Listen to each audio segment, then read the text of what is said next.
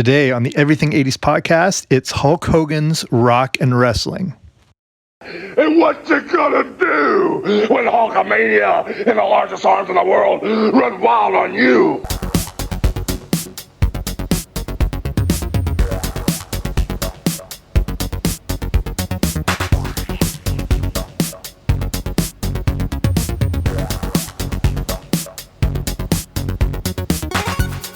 Hey guys, what's happening? Welcome back to the Everything 80s podcast. I'm Jamie. Thanks for coming on out today.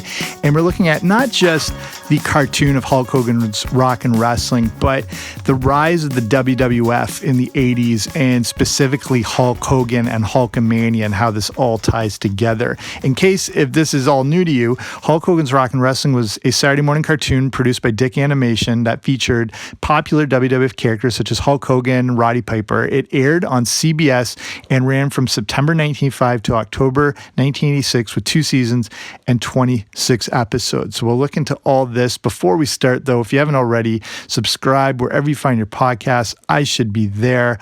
Okay, let's get into this. So even though this is a short-lived cartoon, it's still remembered fondly during this glorious era of Saturday morning cartoons. Hulk Hogan's Rock and Wrestling was a way to capitalize on the growing popularity of the then WWF, and even more so with Hulk Hogan and Hulkamania. There may have been some big eras in professional wrestling, including the WWE Attitude Era and the Monday Night Wars between WWE and WCW.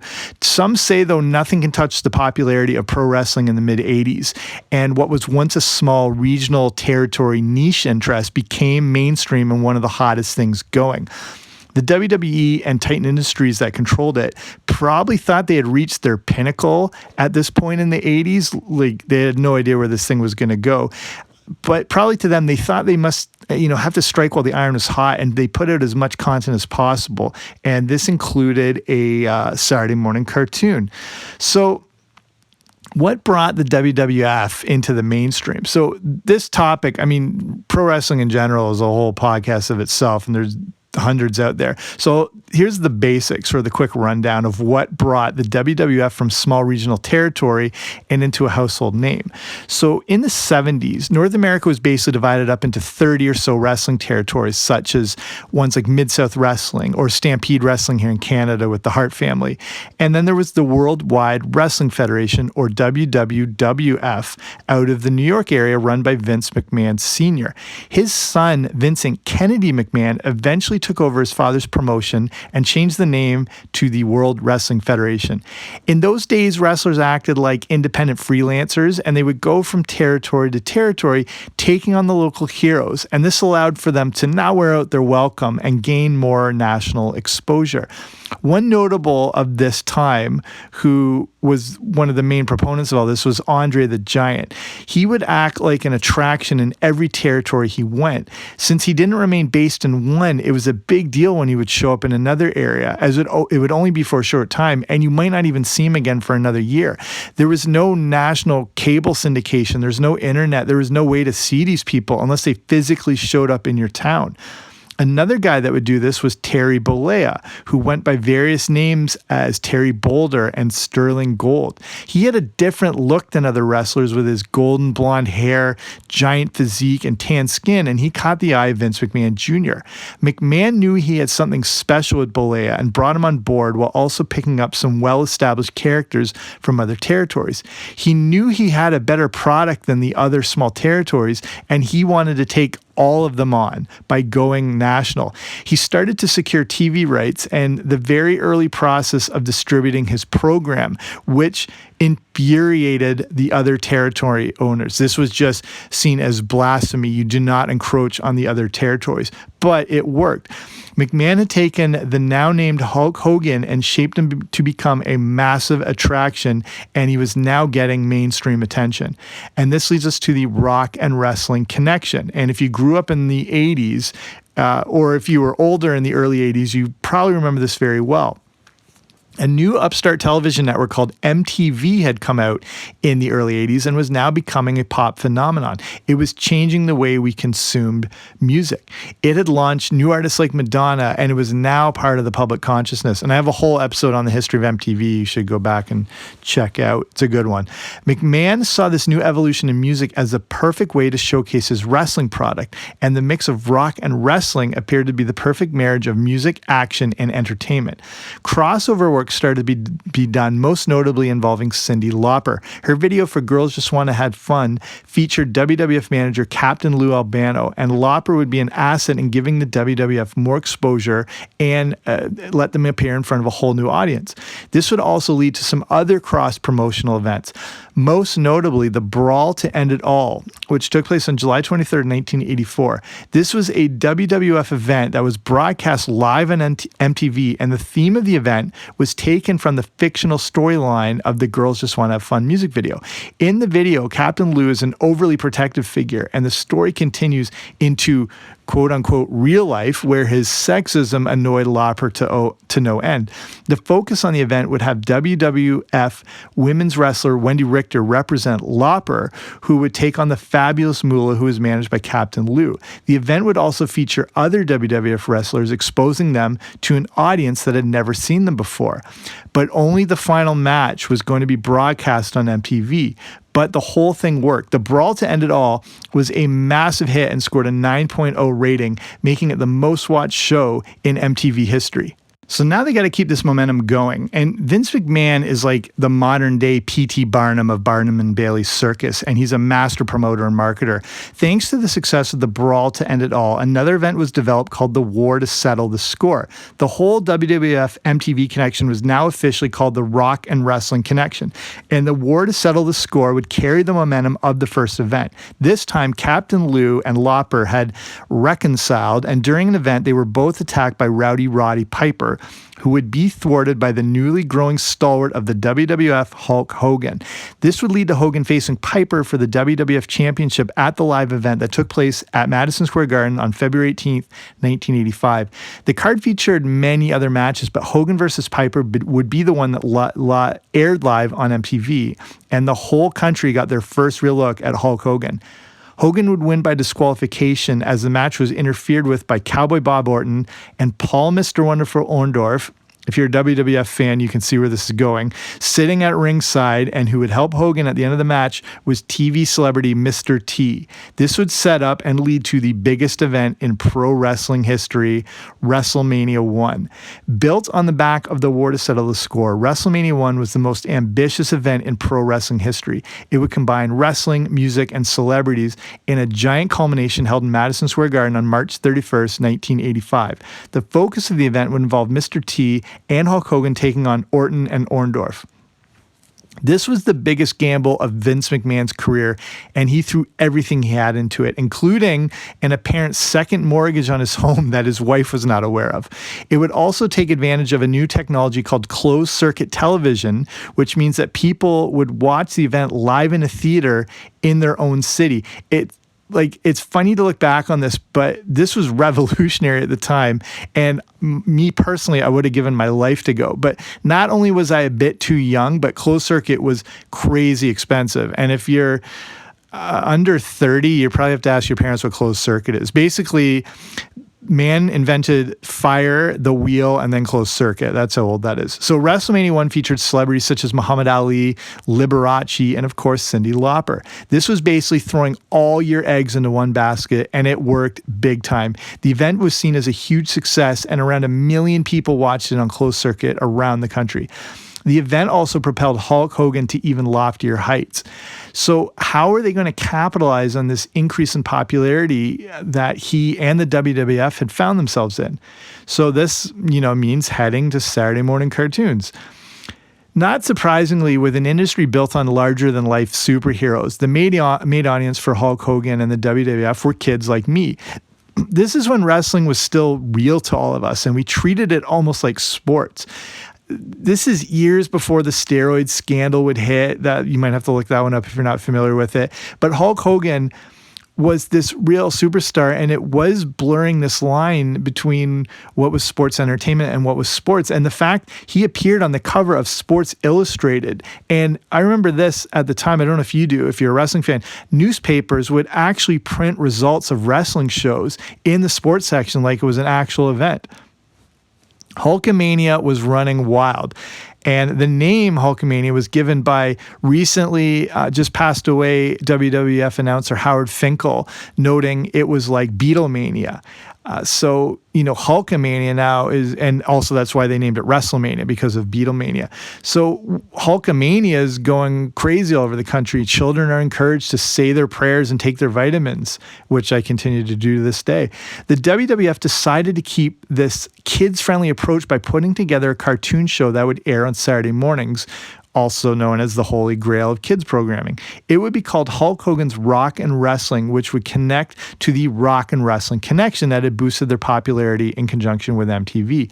The show would be produced by Dick Animation, which brought us shows like Inspector Gadget, among other things. The premise of the show would take the very basic approach that wrestlers had of good guys versus bad guys, and would feature Hulk Hogan leading the good guys against a group of rogue wrestlers led by Rowdy Roddy Piper. And if you know your wrestling, good guys are known as baby faces or faces, and bad guys are known as heels. This allowed the show to follow, like that basic cartoon trope as well of good versus bad, and, then putting both groups into wacky situations, which result in the good guys always coming out on top. So here's a basic breakdown of this whole cartoon show. Besides cartoons, the show would feature live action segments, and they also kept trying to plug things like, I hope you remember this, the WWF album, which is a very real thing. And they would showcase clips of songs called the song Land of a Thousand Dances, which I kind of loved at the time. Also the iconic Pile Driver. Just go on YouTube and look up Pile Driver or the WWF album. It's hilarious. It was their whole attempt, though, to get on board with music videos, which were driving the success of MTV. Since WWF wrestlers spent around 300 days of the year on the road, they weren't available to provide the voices for the characters, and professional voice actors were brought in. But here was the one major problem facing Hulk Hogan's Rock and Wrestling. And again, this is going to, here's another quick Wrestling 101 with that idea of faces and heels.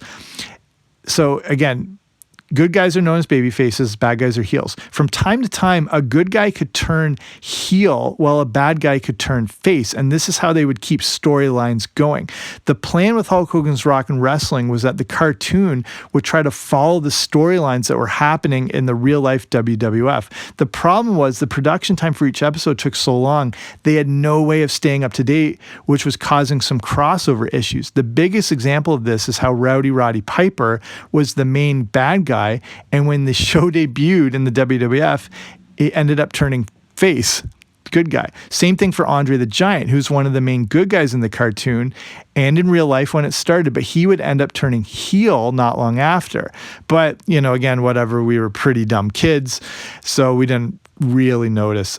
Okay, so here's the release of Hulk Hogan's Rock and Wrestling. The show debuted on September 14th, 1985, just about 6 months after WrestleMania, which is a pretty quick turnaround at the time, but again was still right in the mix of all things Hulkamania. It would run until October 18th, 1986, and would be made up of 2 seasons and 26 episodes.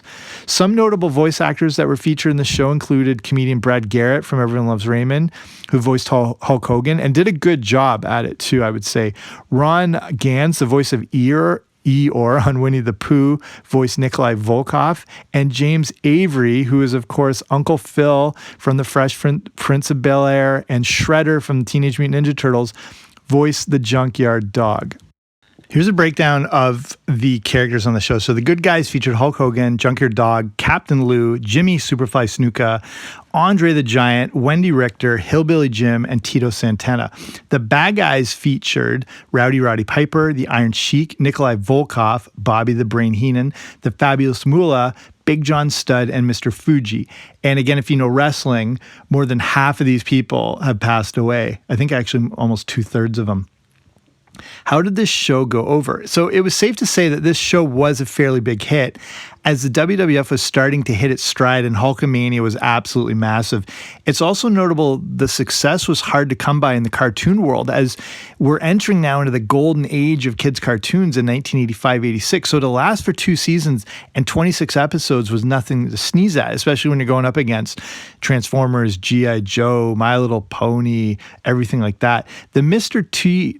T cartoon show put out the year before seemed to be a good way to test the waters, and his cereal as well too was a huge hit. Some critics were not on board with Hulk Hogan's Rock and Wrestling, but wrestling in general was still looked at as sort of dismissively, kind of inferior and just like a lowbrow form of entertainment. An article from the Orlando Sentinel from April 24th, 1985 talks about the upcoming Saturday morning cartoon releases coming from CBS and basically craps all over Hulk Hogan's Rock and Wrestling. It was thought that basing a show on Hulk Hogan was ridiculous, as, quote, surely they could have found somebody a little more heroic around whom to construct a cartoon series, unquote. They clearly didn't see the massive impact that Hulk Hogan, Hulkamania, and the WWF would have on an entire generation of kids. It also wasn't a failure, as mentioned, as it lasted 2 seasons amidst, all that competition. And coming out at the same time, on the same weekend, when Hulk Hogan's Rock and Wrestling debuted, I didn't realize this till I looked back and researched. So all at once coming out was Hulk Hogan's Rock and Wrestling, the Wuzzles, the Gummy Bears, the Berenstain Bears, the Punky Brewster cartoon, and the Ewoks and Droids Adventure Hour, against all the other competition out there. So again, is the golden age of cartoons. So here's some, again, I referred to the WWF trying to get into the music video and music business, basically. So again, if you're familiar with Hulk Hogan, you know that his song Real American is that, iconic theme song that was written for him by Rick Derringer.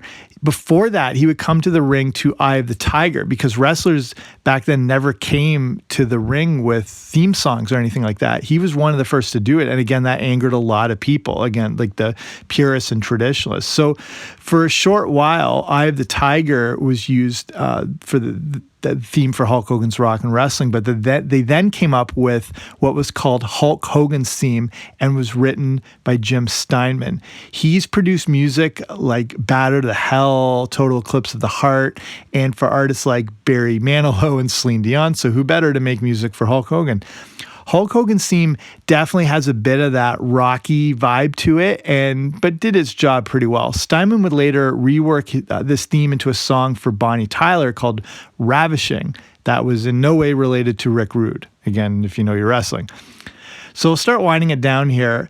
And looking back on this cartoon, I'm right in the wheelhouse for all this stuff because I just adore wrestling and Hulk Hogan and the cartoon show and everything like that. But it wasn't amazingly good, but good. You know what I mean? Enough that you maybe wanted to actually watch the real live wrestling instead, but maybe that was the whole intent. Again, it didn't really matter because a lot of the cartoons we grew up on are not that amazing when you look back on them. In this case, it didn't really matter how epic it was because it was just about getting the content out there in the height of Hulkamania. And it was good enough at the time to get our attention. And for me personally, I wanted to watch anything to do with WWF and Hulk Hogan. So Hulk Hogan's Rock and Wrestling exists as a semi-successful, short-lived cartoon that actually had the premise to be really good. Again, with things that are popular, it's just about getting something out there and hoping it sticks. The 80s was just this explosion of pop culture. You didn't know what was going to work. You sort of threw everything at the wall and hoped something did stick. And if it did, you were good because you barely had time to breathe with all the competition going on out there. It exists somewhere in that, if you remember the cartoon show Pro Stars that featured Michael Jordan and Bo Jackson and Wayne Gretzky, sort of in that range of cartoons where production companies were, just throwing whatever they could during this onslaught of products and new intellectual properties and cartoons that had flooded the market. I feel like there was barely time, to do market research, as there was a short window to try to ride this wave of possible merchandising that was flooding the market. It was just sort of like the Wild West of creation and toy production and everything like that. Unlike shows like G.I. Joe or Transformers that were created only with the intention of selling toys, Hulk Hogan's Rock and Wrestling was a little different in that it seemed to exist just as an offshoot of the live WWF product. They, of course, had toys and merchandising, but the cartoon seemed to exist as its own entity and also, again, ultimately bring attention to the live product. This made it a little more unique, but regardless of its ultimate intent, it worked for me.